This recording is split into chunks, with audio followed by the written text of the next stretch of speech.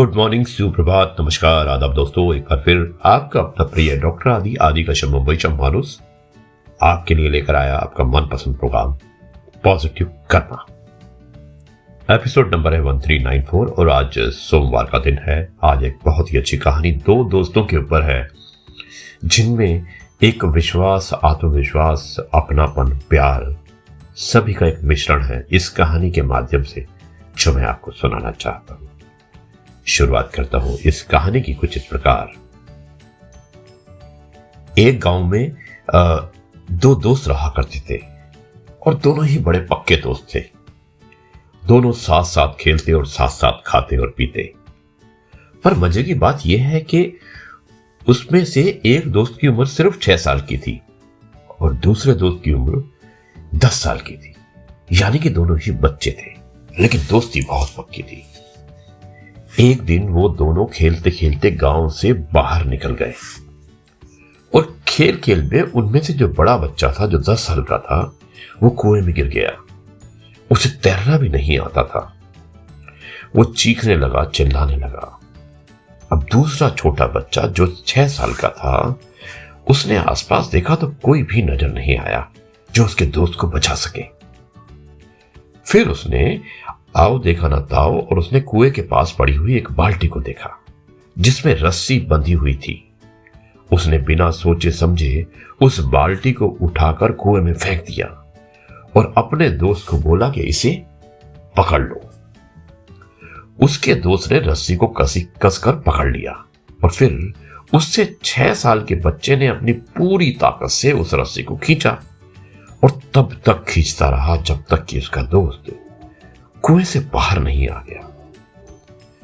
दोनों बहुत ही खुश हुए और आपस में गले मिलकर रोने लगे। अब उन्हें इस बात का डर भी लगा कि उनके घर वालों को जब इस बात का पता चलेगा तो उनकी बहुत पिटाई होगी, लेकिन ऐसा कुछ भी नहीं हुआ।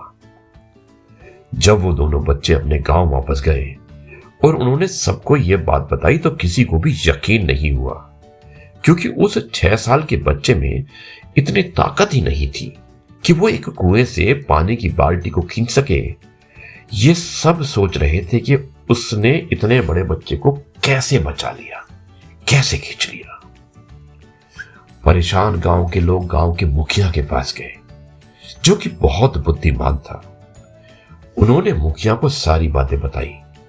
उन्होंने कहा कि इस बात पर हमें विश्वास ही नहीं होता, लेकिन मुखिया ने इस बात पर विश्वास कर लिया।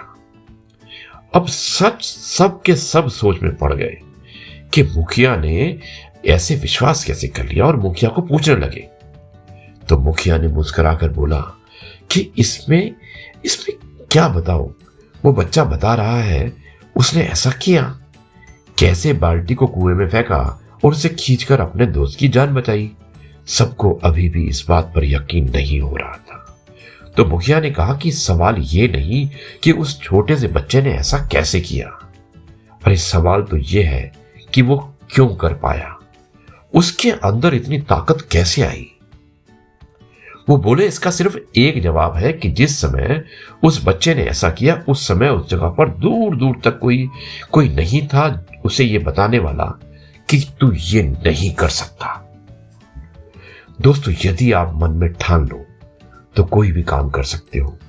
ये कहने वाले तो आपको बहुत मिल जाएंगे कि तू ऐसा नहीं कर सकता, लेकिन अगर आपके मन में आपका आत्मविश्वास मजबूत है और जो आप काम करना चाहते हैं तो आप निश्चित रूप से कर सकेंगे। यह है आपका अपना प्रिय डॉक्टर आदि का मुंबईचा माणूस।